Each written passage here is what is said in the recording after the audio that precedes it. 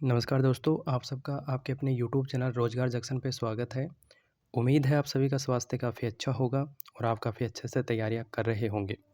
दोस्तों, आज के इस वीडियो में हम जो आपका 4th ग्रेड का 9 मार्च से जो दस्तावेज़ सत्यापन होना है, स्टेप बाय स्टेप, तो उसके बारे में डिस्कस करेंगे कि कौन-कौन से डॉक्यूमेंट आपको बनवाने हैं और किस तरीके से आपको उनको सेट करना है, ताकि आपको आगे वापस से डॉक्यूमेंट वेरिफ़िकेशन ना करवाना पड़े।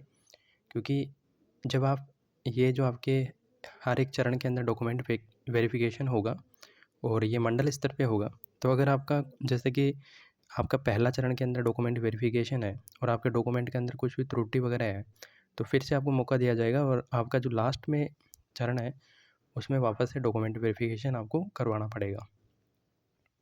तो अगर आप थोड़ी सी सावधानी पहले ही रख लेंगे तो आपका पहले एक ही चरण के अंदर डॉक्यूमेंट वेरिफिकेशन आराम से हो जाएगा। मैंने ऑलरेडी अपना डॉक्यूमेंट वेरिफिकेशन करवाया है, तो मुझे सभी बातों का पता है और ये चीज़ें मैं आपके साथ शेयर कर सकता हूँ। तो सबसे पहले देखिए, मैं जो भी आपको बता रहा हूँ ये सभी ऑफ़िशियल है। इसी तरीके से और इसी क्रम में आपको जो है वो अपने डॉक्यूमेंट को जमा के रखना है। ध्यान रखना है, वैसे तो एक ही आपसे कॉपी माँगी गई है, लेकिन आपको एक अतिरिक्त कॉपी भी बनवा लेनी है। क्योंकि जब आप जैसे कि आपका सिलेक्शन हो जाएगा और जब आप जो भी आपको डिपार्टमेंट अलॉट होगा उस डिपार्टमेंट के अंदर जब जॉइन करेंगे, तो वहाँ पे एक और आपसे कॉपी माँगी जाएगी। लेकिन यहाँ पे ऐसे हो कि कई बार क्या होता है कि वो कॉपी 2 माँग लेते हैं आपसे और आपके पास एक ही कॉपी होती है। तो इसलिए अच्छा है कि आप इनकी 2-2 कॉपी निकलवा के रखें और 2 सेट बना लें। तो सबसे पहले अपन देखिए डॉक्यूमेंट के बारे में डिस्कस करते हैं। तो पहला सबसे जो डॉक्यूमेंट है वो है, जब आपने एप्लीकेशन फॉर्म फिलअप किया था तो उस टाइम प्रिंट आउट आपने लिया होगा। अगर आपने उस टाइम नहीं लिया है तो एसएसओ आईडी पे आपका प्रिंट आउट अभी भी है, तो वहाँ से आप उसको डाउनलोड करके और उसको सेल्फ अटेस्टेड कर सकते हैं। अब सेल्फ अटेस्टेड करने में भी कुछ लोग क्या करते हैं, गलती करते हैं। तो सेल्फ अटेस्टेड कब करना आपको, जब भी डॉक्यूमेंट होता है, तो जब डॉक्यूमेंट कंप्लीट हो जाता है, डिटेल कंप्लीट हो जाती है, तो हमें सेल्फ अटेस्टेड करना पड़ता है सबसे लास्ट में। ठीक है। अब कुछ लोग क्या करते हैं, मार्कशीट होता है उसके बीच में ही अपने साइन मार देते हैं। ये गलत तरीका है, क्योंकि सेल्फ अटेस्टेड का मतलब होता है कि जो भी ऊपर जानकारियाँ दी गई हैं वो जानकारियाँ सही हैं, और अगर उन जानकारी के अंदर कुछ भी त्रुटि पाई जाती है तो उसका ज़िम्मेदार मैं स्वयं होऊंगा। ठीक है। तो ये अटेस्टेड का होता है। अब आपने बीच में साइन कर दिया, इसका मतलब है कि आपने नीचे की जानकारी तो पढ़ी नहीं है ना? तो आपको सबसे लास्ट में करने हैं। ठीक है। कुछ लोग इन पे ध्यान नहीं देते हैं, पर कभी-कभी अगर कोई ध्यान दे लेगा तो फिर आपको दिक्कत हो जाएगी। उसके बाद में स्क्रूटनी फॉर्म, जो अभी आपने स्क्रूटनी फॉर्म अप्लाई किया है, ये फॉर्म का आपको प्रिंट आउट लेके जाना है। अगर आपके पास स्क्रूटनी फॉर्म का प्रिंट आउट नहीं है तो आपको क्या करना है, अपनी एसएसओ आईडी को ओपन करना है। फिर आपको रिक्रूटमेंट पोर्टल पे जाना है। रिक्रूटमेंट पोर्टल पे जाएंगे तो आपको सबसे लास्ट की साइड में दिखेगा डिटेल स्क्रूटनी फॉर्म। ठीक है। उस पर आप जैसे क्लिक करेंगे तो वहाँ पे आपको 2 ऑप्शन दिखेंगे दोस्तों। एक ऑप्शन होगा स्क्रूटनी फॉर्म का प्रिंट आउट का, एक ऑप्शन होगा आपका रिसिप्ट प्रिंट आउट का। तो आपको दोनों का प्रिंट लेना है और 2-2 कॉपी निकलवानी है, और दोनों पे आपको अपने साइन करने हैं। साइन कहाँ करने हैं, सबसे लास्ट में। ठीक है। तो यहाँ पे जो ये तीसरा डॉक्यूमेंट है ना, ये उसी रिसिप्ट की बात कर रहा है जो आपने 100 रुपये का भी स्क्रूटनी फॉर्म भरते समय जो आपने जो चालान किया है, ऑनलाइन या ऑफलाइन, ऑनलाइन ही करते हैं अधिकतर लोग, तो उस चालान को जो है उसकी यहाँ पे आपको ज़ेरॉक्स निकलवा के लेके जानी है, और वो वहाँ पे मिल जाएगी स्क्रूटनी फॉर्म के जस्ट साइड में। चौथा जो आपका पेपर है वो है शैक्षणिक योग्यता से संबंधित मूल दस्तावेज। वैसे तो इसमें शैक्षणिक योग्यता 10वीं पास ही थी, तो आपको 10वीं की मार्कशीट ही लेके जानी है, ओरिजिनल भी लेके जानी है, उसकी 2 ज़ेरॉक्स भी लेके जानी है खुद के साइन करके। लेकिन अगर आपने फॉर्म भरते समय जो जो योग्यताएं दी हैं और अभी स्क्रूटनी फॉर्म के अंदर आपने जो जो योग्यताएं दी हैं, उन सभी योग्यताओं के मूल दस्तावेज और इसके अतिरिक्त उनकी फ़ोटोकॉपी विद साइन आपको लेके जानी है। ठीक है दोस्तों। अब अगला है जन्म तिथि का प्रमाण पत्र। सभी जो है 10th की मार्कशीट को यूज करते हैं, क्योंकि उसमें आपकी डेट ऑफ बर्थ जो है वो मेंशन होती है। तो आप भी 10th की मार्कशीट लेके जाएंगे तो उसी को यहाँ पे वापस से यूज कर सकते हैं, यानी कि आपको 10th की मार्कशीट यहाँ पे भी वापस लगानी है। ठीक है। उसके बाद में मूल निवास प्रमाण पत्र, और अगर आप अनुसूचित क्षेत्र से संबंधित हैं, ठीक है, अगर आप टीएसपी एरिया से हैं तो उनका आपको पता है कि अलग से एक मूल निवास प्रमाण पत्र बनता है, तो वो लेके जाना है। अब इसमें कुछ लोगों को दिक्कत हो रही है कि सर मेरा तो 2015 का बना हुआ है, मेरा 2019 का बना हुआ है, मैंने अभी नया बनवा लिया और स्क्रूटनी फॉर्म में मैंने क्या किया कि नए वाले को अपलोड कर दिया। तो इसमें कोई दिक्कत नहीं है दोस्तों। जब आपने एप्लीकेशन फॉर्म फिलअप किया है तो जो भी आपने नंबर लगाए हैं जिस मूल निवास प्रमाण पत्र के, वो आपको लेके जाना है, और उसके अतिरिक्त आपको नया वाला लेके जाना है। अगर आपके पास वो पुराना वाला शपथ पत्र जो आपका मूल निवास प्रमाण पत्र नहीं है, जो आपने फॉर्म भरते लगाया था, तो कोई घबराने की बात नहीं है। एक शपथ पत्र बनता है कि मैं यहाँ का निवासी हूँ, ठीक है, और मेरे पास जो है मतलब मैं ये योग्यता रखता हूँ यहाँ का मूल निवास होने का, और अगर कोई भी जानकारी है जो गलत पाई जाएगी तो मैं इसके लिए मुझे कानूनी कार्रवाई के लिए मैं अपनी सहमति प्रदान करता हूँ। ऐसे एक फॉर्मेट के अंदर एक मूल वो बनता है शपथ पत्र, तो वो आप बना सकते हैं। उसके बाद में क्या करना है दोस्तों, जाति प्रमाण पत्र। जाति प्रमाण पत्र का भी ये प्रावधान था कि जब आप फॉर्म अप्लाई करेंगे तो फॉर्म अप्लाई करते समय 1 साल तक का जाति प्रमाण पत्र वहाँ पे मांगा गया था। अब कुछ लोगों ने क्या 2-3 साल पहले का उसमें लगा दिया है, तो कोई बात नहीं है, आपको वो भी लेके जाना है और जो आपने अभी नया बनवाया है वो भी लेके जाना है।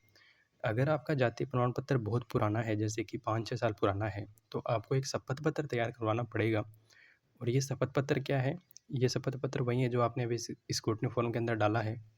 इसके अतिरिक्त भी आप तैयार करवा सकते हैं, जिसमें आप ये लिखेंगे कि मैं इस जाति से संबंधित हूँ और मेरी ये उपजाति है, और अगर मैं इसमें किसी भी जो मैंने जानकारी दी है, अगर वो अवांछनीय जानकारी है, तो मैं इसकी कार्यवाही के लिए अपनी सहमति प्रदान करता हूँ।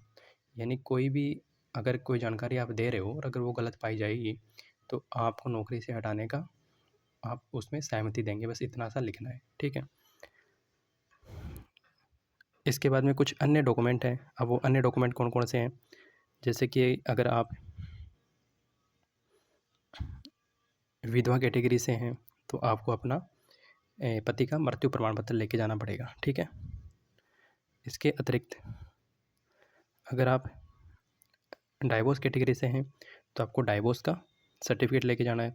अगर आप पीएच कैटेगरी से हैं तो आपका जो भी यूआईडी कार्ड आजकल बनता है, और यूआईडी कार्ड कंपलसरी है दोस्तों, अगर ये आपके पास नहीं है तो आप डीवी के अंदर डिस्क्वालीफाई कर दिए जाओगे, क्योंकि यूआईडी कार्ड कंपलसरी कर दिया गया है। यूआईडी कार्ड आपको दिखाना ही है। इसके लिए आपको वापस से समय दिया जाएगा। अगर आप बोलेंगे कि सर मैंने अप्लाई कर रखा है, मैं लेके आ सकता हूँ, तो आपको कुछ टाइम दिया जा सकता है, लेकिन यूआईडी कार्ड कंपलसरी है आपका। उसके बाद में अगर आप उत्कृष्ट खिलाड़ी हैं तो आपको उत्कृष्ट खिलाड़ी का जो भी मतलब स्टेट या नेशनल लेवल का जो सर्टिफिकेट है वो आपको लेके जाना पड़ेगा। अगर आप एक्स सर्विसमैन हैं तो आपको जो है वहाँ से जो आपका रिटायरमेंट का जो सर्टिफिकेट होता है या डिस्चार्ज डायरी होती है वो आपको लेके जानी पड़ेगी। इसके अतिरिक्त आपको एनओसी भी अगर आप लेके जाते हैं तो बहुत अच्छी बात है। अंतिम शैक्षणिक संस्थान द्वारा जारी मूल चरित्र प्रमाण पत्र आपको लेके जाना है। ये दोस्तों कुछ ऐसे भी स्कूल हैं जिनके लेटर पैड नहीं होता है ना। कुछ सरकारी स्कूल ऐसी होती हैं जिनके लेटर पैड नहीं होता है, तो आपको नॉर्मली क्या करना है, आप जो भी चरित्र प्रमाण पत्र आता है मार्केट में वो आप लेके आ सकते हैं, और उसमें आप जो भी आपके विद्यालय है उसके जो प्रधानाचार्य वगैरह हैं उनसे आप लिखवा सकते हैं कि आपने किस से जो सत्र के अंदर पढ़ाई की थी वहाँ पे, और आपका रोल नंबर क्या था, आपका चरित्र कैसा था, और वहाँ पे स्टाम्प और उनके सिग्नेचर करवा सकते हैं, तो वो भी चल जाएगा। और हस्तलिपि प्रपत्र ये आपको जब आपने स्क्रूटनी फॉर्म है ना उसमें डाला था आपने, तो वहीं लेके जाना है ये। विवाह होने की स्थिति में विवाह पंजीयन प्रमाण पत्र की प्रति, यानी आपको विवाह का जो शपथ पत्र है वो भी लेके जाना है, और आपका जो मैरिज सर्टिफिकेट है वो भी आपको लेके जाना है, ठीक है। और एक दिक्कत जो है काफ़ी कैंडिडेट पूछते हैं कि मेरा जो नाम है वो 10th की मार्कशीट में अलग है, आधार कार्ड में अलग है, ठीक है, और पिता के नाम में भी कई बार दिक्कत आती है कि पिता का नाम मतलब जैसे कि सरनेम में कई बार चेंज हो जाता है कि सरनेम कुछ में लगा होता है, कुछ में नहीं लगा होता है।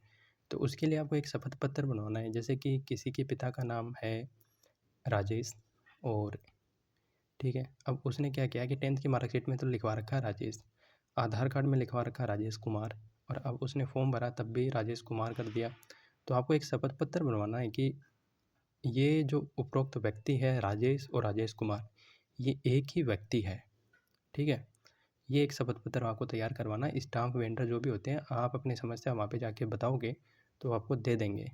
कभी भी अपने शपथ पत्र को दूसरों से कंपेयर नहीं करना है, क्योंकि सब अलग अलग फॉर्मेट होते हैं। तो आपको घबराना नहीं है कि यार उसने तो ऐसे डाल रखा है और मैंने ऐसे बनवा दिया, तो उसमें कोई दिक्कत नहीं होती है। वो सभी वैलिड होते हैं, सबका तरीका अलग अलग होता है। कुछ लोग होते हैं कि कुछ एक्स्ट्रा पॉइंट को ऐड कर देते हैं, और कुछ लोग होते हैं कि कुछ नहीं करते हैं, तो उसमें कोई घबराना नहीं है। आपको खुद की पासपोर्ट साइज़ की नवीनतम फ़ोटो लेके जानी है। ज़रूरी नहीं कि अगर आपने जो फॉर्म अप्लाई किया था उस टाइम आपने जो अपलोड कर रखे हैं वो लेके जाएंगे। नहीं, अभी रिसेंटली 2026 में आपको अपना फ़ोटो निकलवा के लेके जाना है। स्क्रूटनी फॉर्म के समय जो भी डॉक्यूमेंट आपने लगाए थे वो सभी डॉक्यूमेंट आपको लेके जाने हैं। ठीक है, उसमें जितने भी आपने चरित्र प्रमाण पत्र लगाए थे, जो आपने उसमें शपथ पत्र लगाए हैं, वो सभी आपको लेके जाने हैं।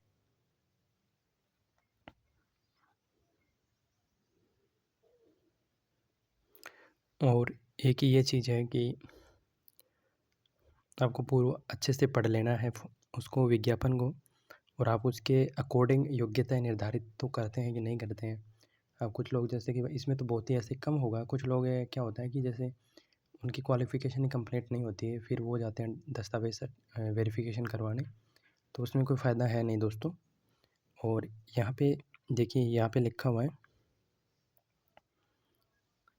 ये 50 रुपये का जो स्टाम्प पेपर है वो आपको बना के लेके जाना है।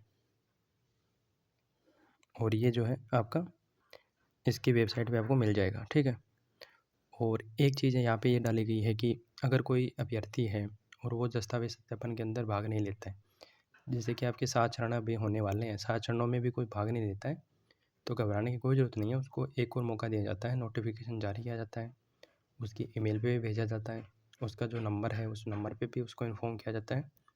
तो अगर किसी वजह से आप दस्तावेज सत्यापन में उपस्थित नहीं हो पा रहे हैं, तो इसके लिए घबराना नहीं है, आपको एक और वापस से मौका दिया जाएगा और उसमें आप अपना दस्तावेज सत्यापन करवा सकते हैं। जय हिंद, जय भारत, वंदे मातरम।